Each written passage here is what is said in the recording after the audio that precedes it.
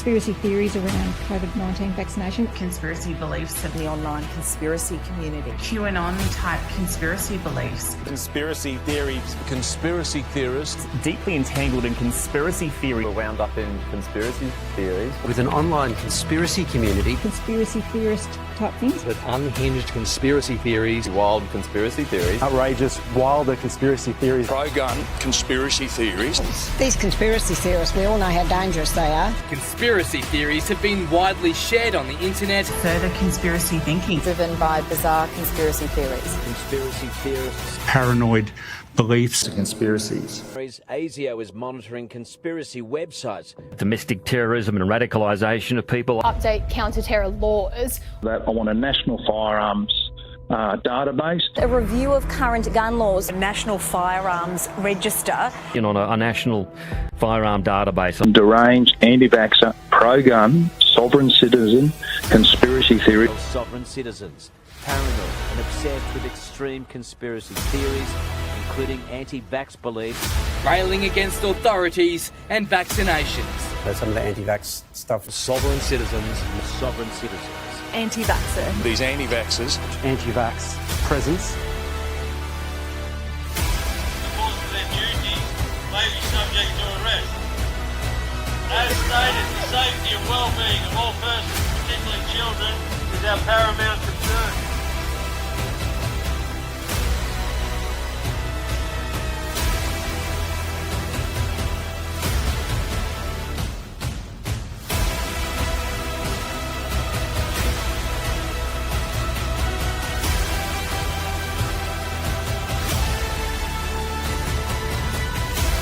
Guns drawn, Star Group officers storm a secluded property in Lonsdale. We have no reason and right to be here. You're detained under a general search warrant. Members of a so-called anti-corruption movement question the heavy police presence. But police clearly believe it's warranted, though faced some resistance. They were also reported. No, stop pushing me, I can walk. Dozens turn over cars, sheds and a home searching for firearms. I wake up this morning and I see a giant tank of a car out the front with goons with full automatic rifles in riot gear standing there pointing guns at everyone. Police say a loaded handgun, a rifle with ammunition and drug equipment was discovered at the Liston Road address. The 53-year-old who lives there, taken into custody. Those at the property say they are members of the Commonwealth Justice Assembly, a group formed to fight against fraud.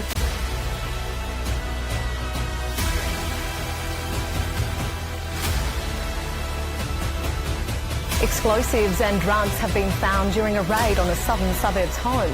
The bomb squad was called in last night after a search of the Ranella property allegedly uncovered the explosives, cannabis plants and drug-making equipment. 2 men have been charged.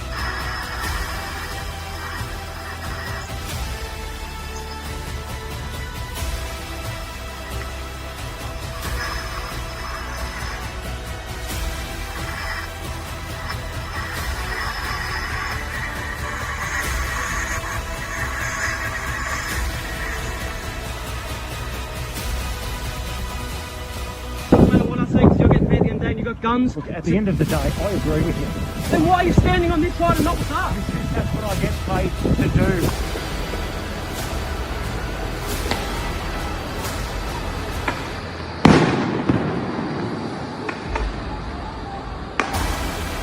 The 28 pedophiles on the Wood Royal Commission. Are you doing a research into that? Is anybody investigating that? Anthony Albanese? Yeah, the Wood Royal Commission. We don't like having pedophiles running our country. Oh.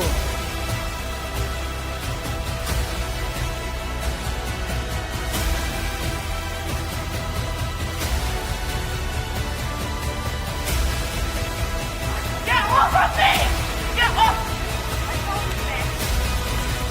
He's fucking choking me! He's choking me! What the fuck? Get the fuck off me! Get the fuck! Fuck you, bitch! Get the fuck off me! What are you doing?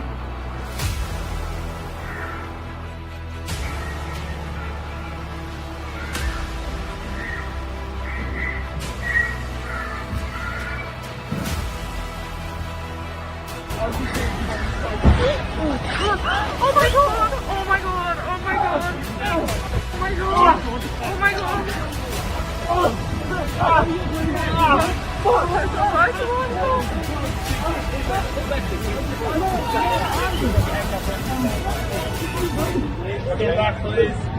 Good evening. An anti-COVID freedom-fighting couple has been charged after refusing to let police conduct a routine firearms check. Their hostile reaction towards officers triggered a dramatic raid on their home near Gawler, but it didn't stop the pair documenting the drama on social media. Easygoing hippies, that's how Toby Lockyer and Solange Goods have been described by their son. But the reception police got at their home this morning was far from peaceful. We don't want to be at war, but warn your colleagues. If they send in the big guns, we will defend ourselves. That audio was posted online by 42-year-old Goods minutes after police arrived at her Sandy Creek property. At about 7:30 a.m. today, police attended at a house on Muggy Road at Sandy Creek to conduct a routine firearms audit under Operation Secure. When the patrol arrived, the occupants of the property became hostile towards police, and as a result, police withdrew. The reinforcements were on the way, heavily armed Star Group officers. After a tense standoff, police stormed inside and arrested the pair. They told them that they weren't comfortable with 6 people coming in for the gun cabinet search, and it all just eventuated from that. Their son insists his parents' firearms are registered. 13 were located, including shotguns and rifles. We reserve our guns as part of our right to self-defence because we've got a lot of predators, that are pedophiles and that work for pedophiles. The couple frequently posts anti-COVID and anti-government content online. A sign outside of their home reads People's Peace Alliance. Have a look at the lineup of cars lining up to be tested and check out all these idiots. My God, South Australia, I'm so disappointed. You're all Solange Goods regularly attends freedom rallies and calls this property the Freedom Farm, but she won't be getting any freedom tonight. Instead, she'll be sleeping in a cell at Elizabeth Police Station.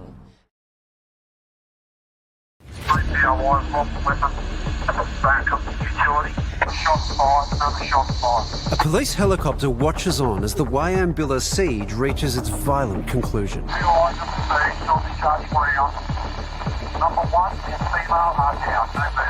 Police are still piecing together Gareth, Nathaniel and Stacey Train's descent into violent extremism.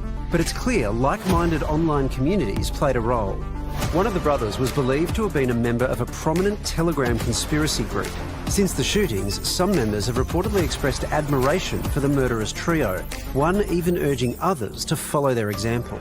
It's part of feeding the fantasy that a lot of these conspiracy beliefs are based on, and seeing someone act out those beliefs reinforces the conviction that what they're doing is right and moral, and often the deaths themselves of the 3 people involved will be used to spur further conspiracy thinking, unfortunately.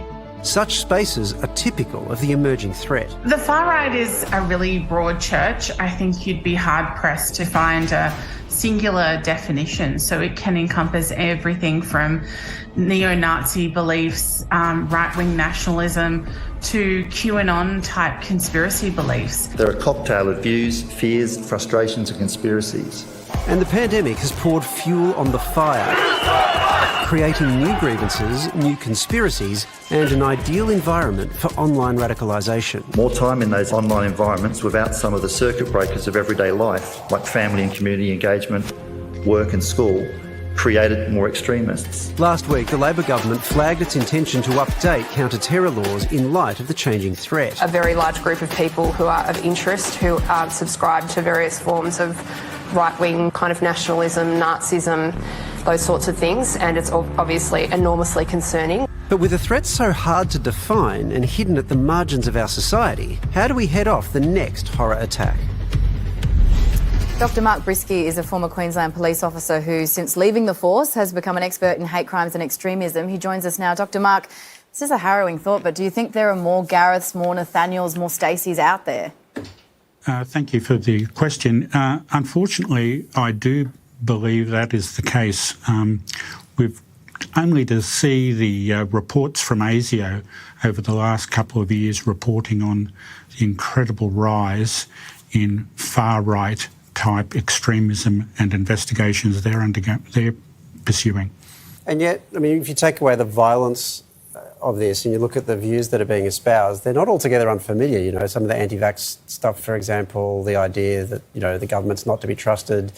I kind of feel like just about everybody knows someone who would have like some elements of those views in their worldview. How do you tell the difference between someone who's just entertaining those thoughts and someone who's actually dangerous? It really occurs on a continuum because there are certainly people with conservative views. It really becomes serious when people start to internalise this and believe perhaps they start to have paranoid beliefs about government or other figures who are actively persecuting them, or the perception that they're being persecuted. Dr. Mark, the government wants to update counter-terror laws. What could they actually do that would make a difference? Well, I think the government, they're trying to keep up to speed with a lot of these militants or potential militants. And the previous government outlawed the Sonnenkrieg division, a far-right group. But this horrific event will drive much more focus on these peripheral figures and the potential for violence. But banning groups, I mean, how effective is that going to be? We saw even sort of at the tail end of that ISIS wave where there were, you know, we saw lone wolf terrorism emerging out of that. They weren't part of a group, you know, they didn't hold membership cards to anything like that. It was kind of a self-starting sort of thing. I would imagine in this case that will be just as true, perhaps even truer. Yes, that's correct, Waleed.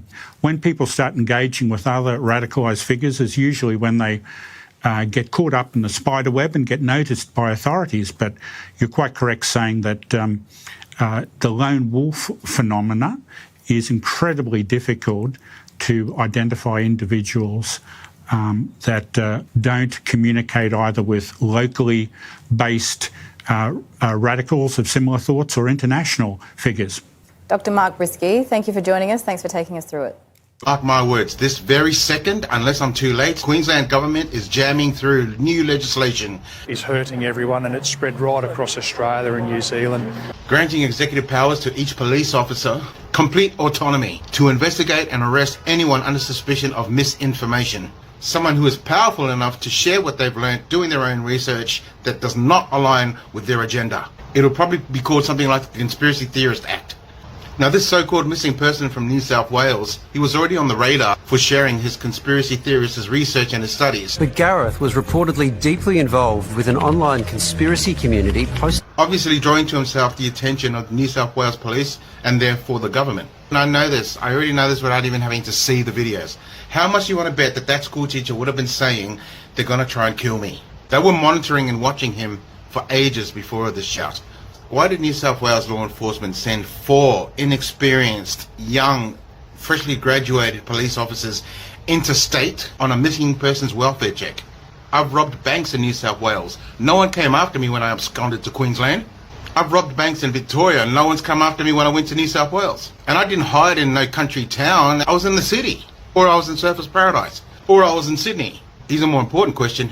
Who is that special police forces? 6 hours after the ambush began, it ended in a gunfight. The matter was unable to be resolved peacefully and all 3 offenders were fatally shot by specialist officers. How do we know? 16 officers risking their lives to retrieve the bodies. You have to get in there, and they did that extraordinarily well. I've got a few questions to ask you. Who shot those police officers? How did 2 of those young police officers lose out after being fully trained in handling to a couple of school teachers and a janitor? Because God bless their souls, those young police officers. 29-year-old Constable Rachel McCrow and 26-year-old Constable Matthew Arnold gunned down execution style. They were chosen. Were on the ground. They were then executed in cold blood. And they didn't even know it. For the greater good, which is a tragedy, by the way. They finally track him down in Queensland on a missing persons report. I'm going to ask again. Who are these special forces police? They were to shoot the neighbour thinking that the neighbour was part of him. A 58-year-old neighbour, Alan Dare, who came to investigate the fire, was fatally shot in the back before reinforcements arrived. When he wasn't, they would have assassinated the 2 police officers. They paid the ultimate sacrifice. A sacrifice. They paid the ultimate sacrifice. They made the ultimate sacrifice. The word sacrifice, and they would have assassinated those 3 innocent people. Drawn up this entire lie and propaganda in the media about some kind of elaborate booby-trapped place, some kind of setup and ambush. The Australian government needed a catalyst to put forward a new legislation.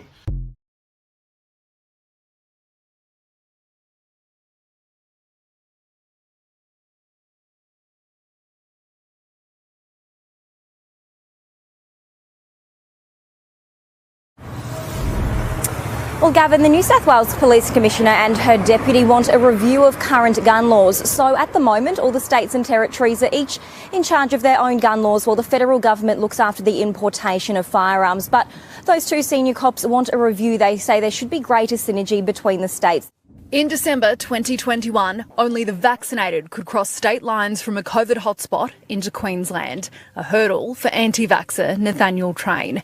It's at that time there are reports he rammed the gates at a rural border crossing in the Gundawindi region, eventually breaking in, driving into Queensland in a Land Cruiser loaded with weapons. Every state has different processes in place and different arrangements in place, so we should learn from each other. We'll see what Queensland has to say to the changes they want to make.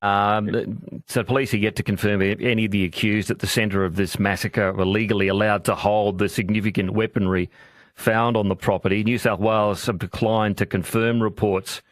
One of the accused, Nathaniel Train, had a weapons licence in New South Wales. What's your opinion on a national firearm database? I'm tipping you for it. Bill, absolutely. I've called for that. I want a national firearms database. So what is available to a police officer at Indooroopilly is available to a police officer in Sunshine in Victoria and in Perth in Western Australia. Currently, our systems are cumbersome, they are chunky, they don't talk to each other, and it really is of little use to police when someone from another jurisdiction is in another state. So what we need, Port Arthur was 1996. Maybe the technology wasn't there. We've had major gun reform, but we need a national database. We need to know if you have a licence, what weapons that you have or you're in possession of. Is there any history in relation to you for firearms offences or other offences, especially when it comes to interstate issues? Because we can currently do a check and it tells us there's something there, but then we've got to further go for a deep dive to be actually find this, and it's time consuming, it is cumbersome, and it puts the lives of police at risk. It inhibits us in performing a proper risk assessment, and if we can't do our job, we can't protect the community. So I'm having meetings at all levels. I want a national system. This should be simple. And I think the time is now, and we need to do it. Do I think it may have made a difference in this occasion?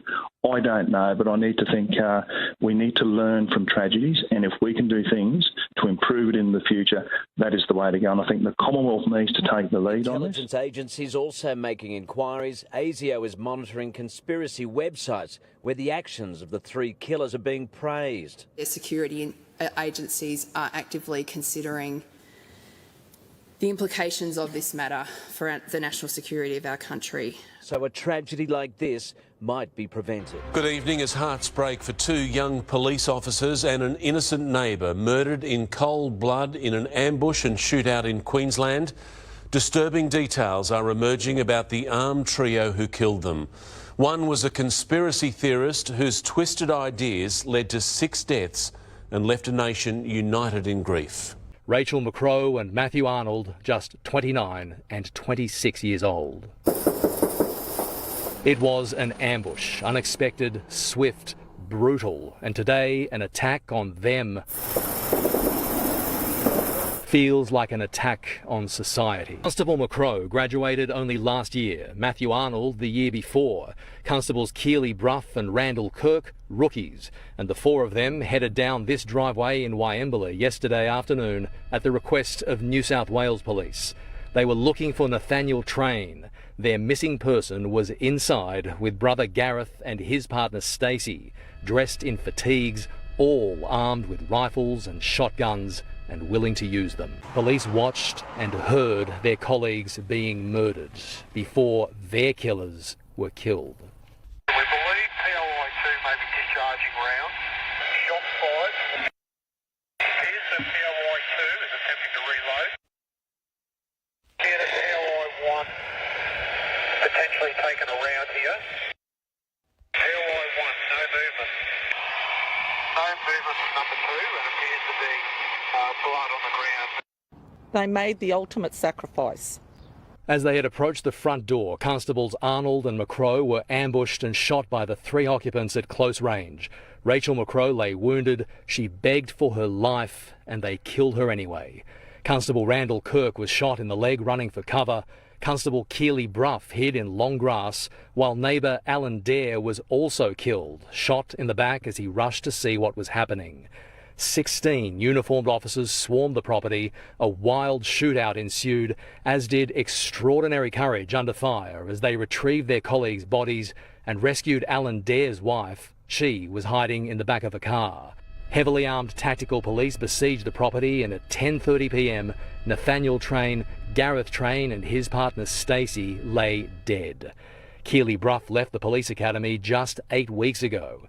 As she hid, she texted families saying her goodbyes and not only provided ongoing intel, she managed to evade killers intent on murdering her, fearing she might burn to death when they set fire to the grass to flush her out. So why? There are no firearms registered to this address, no police intelligence suggesting anything like this could happen, and a look at the killer's background is at the same time dark but also baffling. Nathaniel Train was a school principal. He taught at Walgett in northern New South Wales and Cairns. Stacey was a guidance counsellor in a relationship with both Nathaniel and Gareth, police believe.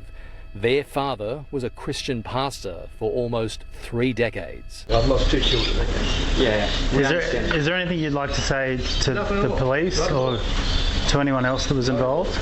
I don't need to talk to you. I've already had a conversation with the police this morning, so I don't need to talk to you. But Gareth Train has spouted unhinged conspiracy theories for years.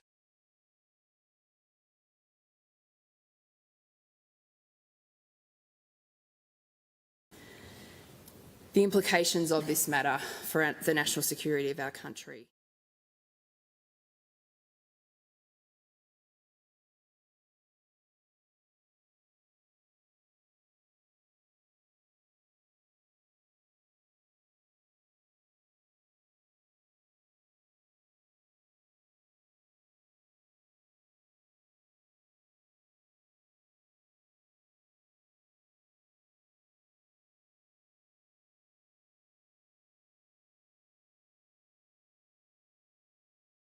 We are all pawns, all expendable in the Illuminati game.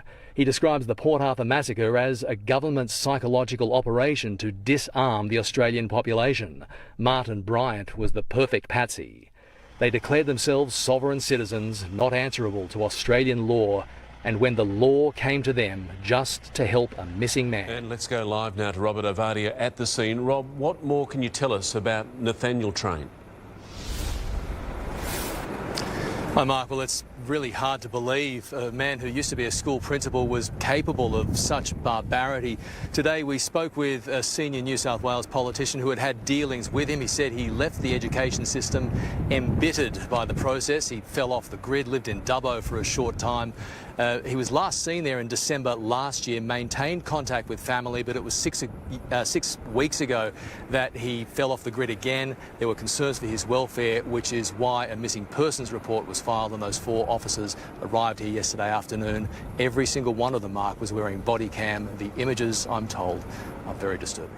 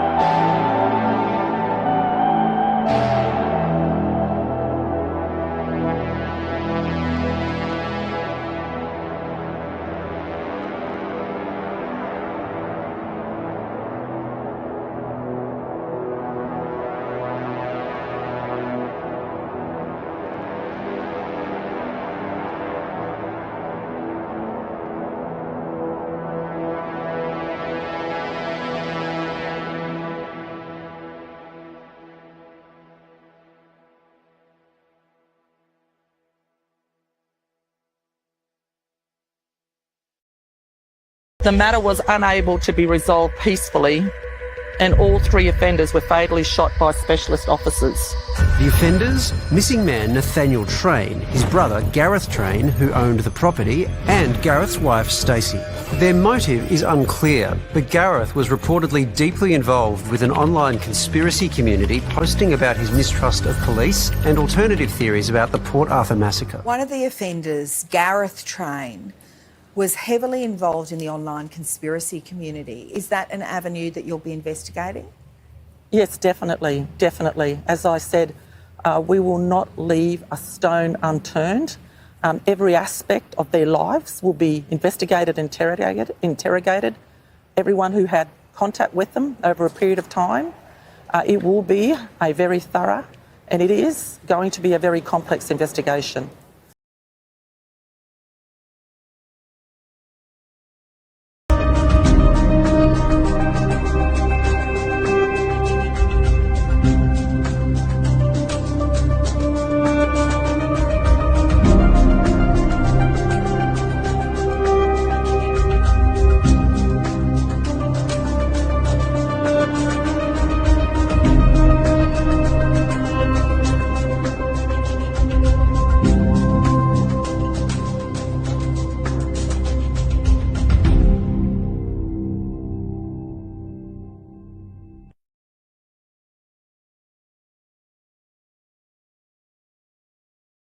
The Queensland Police Union has revealed plans to buy the property where 2 police officers and a bystander were murdered.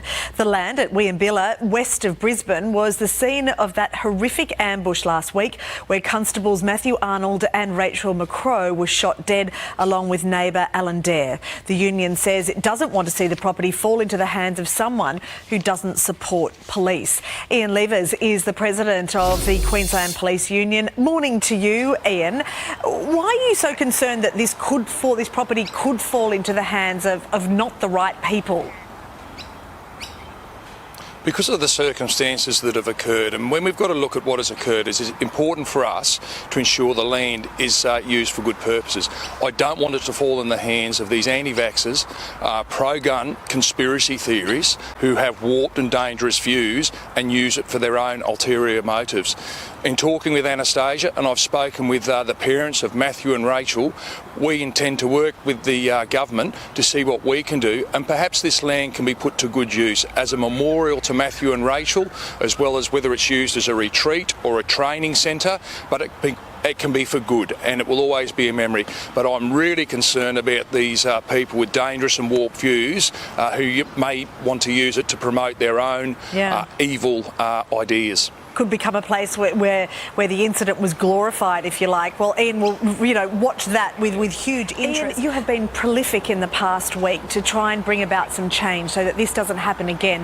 One of the calls that you're leading is for a national firearms register.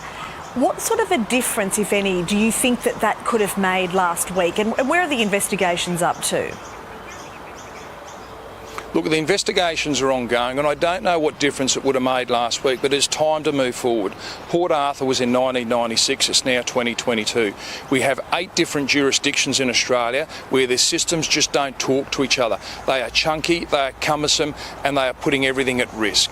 What I want is a police officer in Bunbury to have the same information at their fingertips as a police officer in Innisfail or Hobart.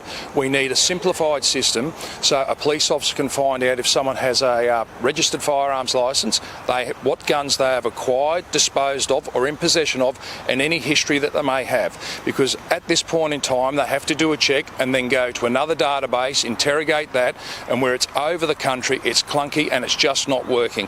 We have 66,000 police across Australia. It will assist them to perform their risk assessments, it will assist us with our intelligence, especially when time is of the essence, and it would just make sense that when people cross borders, as they do now, that we have all the available information at the fingertips of police right across the country. So hopefully we can never see these tragedies happen again. But if we have this information, that helps us do our job in keeping the community safe. Yeah, Ian Levers makes such good sense to me. Thank you so much for being with us. Sickened and disgusted by this vile murder confession from deranged anti-vaxxer, pro-gun, sovereign citizen conspiracy theorists should be instantly removed from media sites because that is exactly what these cold-blooded executioners wanted. They wanted notoriety, publicity and fame for their evil, deranged and insane views, and they should be deplatformed immediately and not have their evil amplified. What do you subscribe to the theory? There's been some comments written about domestic terrorism and radicalisation of people.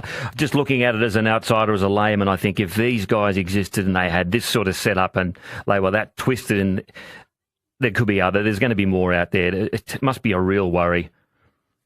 This extremism is a real concern for us within our country, and unfortunately, Australians, we are laid back. We have people from all walks of life within our country. We are very multicultural, and that's the positive part about Australia.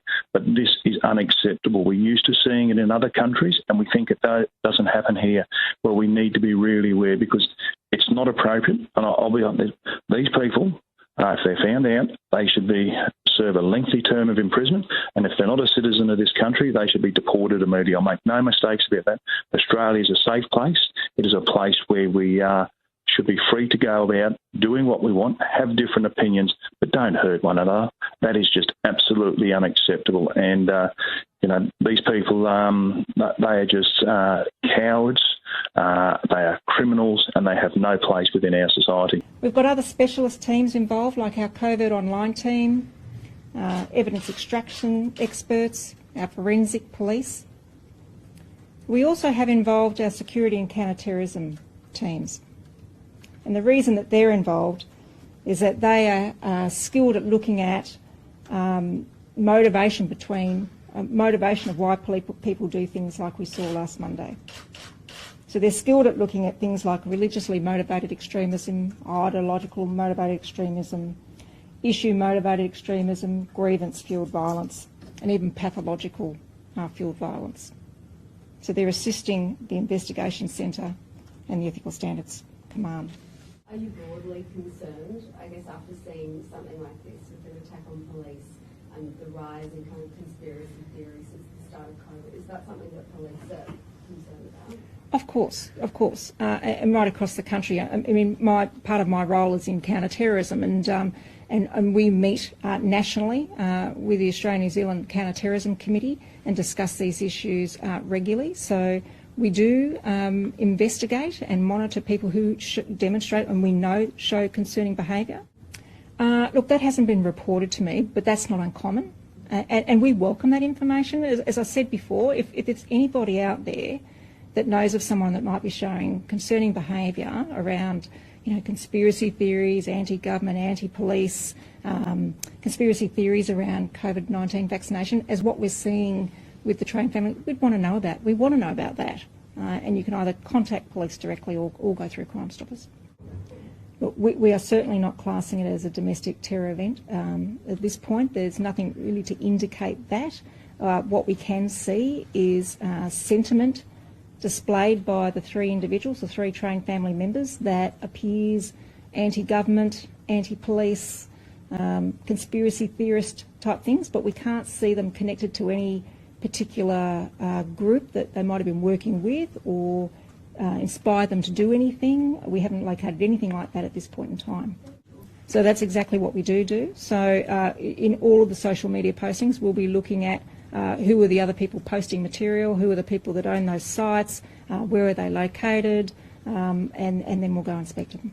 If they're found to have motivated the trains to commit something like this, is it possible to charge that person? Well, that's a hypothetical question. We haven't found anything of that nature.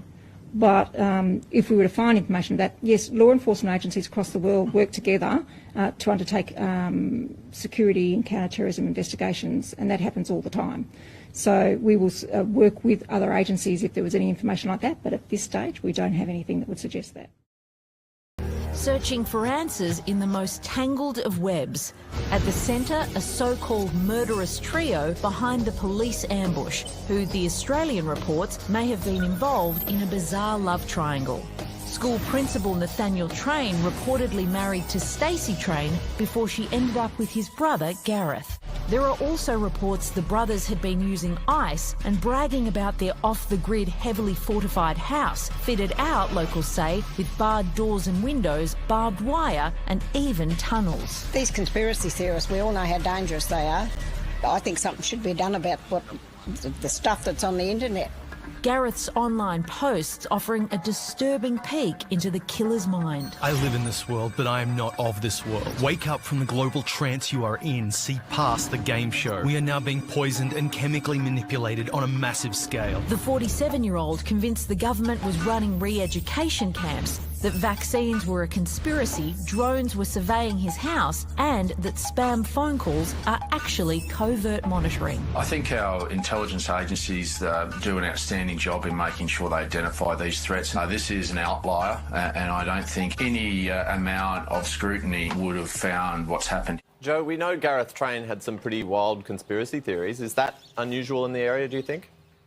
Well, I can say that when you walk down the main street of Tara, one of the first things that you will see is a big black sign on which slogans are painted, hand-painted in white, and they talk about Australia descending into a dictatorship and the need to stand up for freedom. And the sign has flags fluttering above it talking about a people's revolution. So certainly there is a loud anti-vax presence, a minority presence, but a visible and a loud one. In terms of the more outrageous, wilder conspiracy theories that we know that Gareth subscribed to, it's hard to gauge how widely those are held. You know, Gareth, he was a survivalist, he was a doomsday prepper, he was preparing to live out the apocalypse in his property, and it's unsurprising that the people in town, the first they'd seen of him, for many people, was when he was splashed across the news. So people who hold these kind of ideas, they keep themselves in the blocks, and you don't really know what a lot of these people are up to. Now removed from the remote property, which was reportedly fortified with foxholes, surveillance cameras, barricades, guns, and off the grid with solar energy. Nathaniel, Gareth and Stacey Train called themselves sovereign citizens, paranoid and obsessed with extreme conspiracy theories, including anti-vax beliefs, and cut off from their own family. Oh, that's for sure, Melissa. After talking to locals here today, it seems the Trains were a fairly reclusive bunch. As we just heard in Tim's story earlier, we do know about the stories about the love triangle and Nathaniel's conspiracy theory views, but very little is known about his brother Gareth and his wife Stacey. We do know, however, that Stacey was a teacher at the local primary school here in town until she was forced to resign last year when the vaccine mandate came into effect. They were executed before they reached the front door by two men and a woman who called themselves sovereign citizens.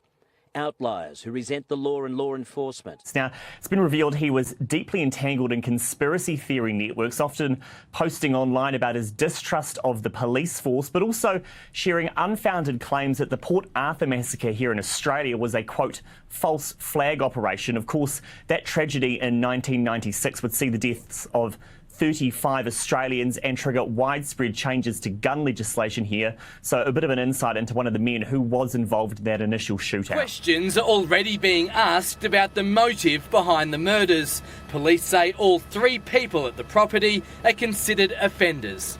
Conspiracy theories have been widely shared on the internet under Gareth Train's name, railing against authorities and vaccinations.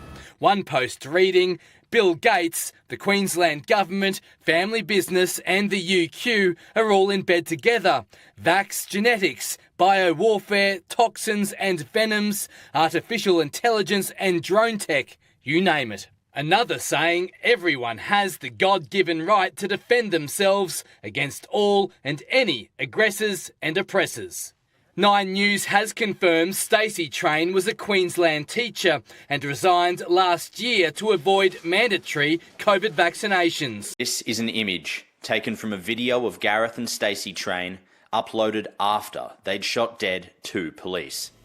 ABC News has chosen not to air the video. It's not known when it was filmed. It exposes their extreme paranoia about authorities and refers to police as devils and demons. Other videos posted to the accounts also raise questions about whether the Trains had previous contact with police. Police are aware of the videos and it's forming part of their investigation.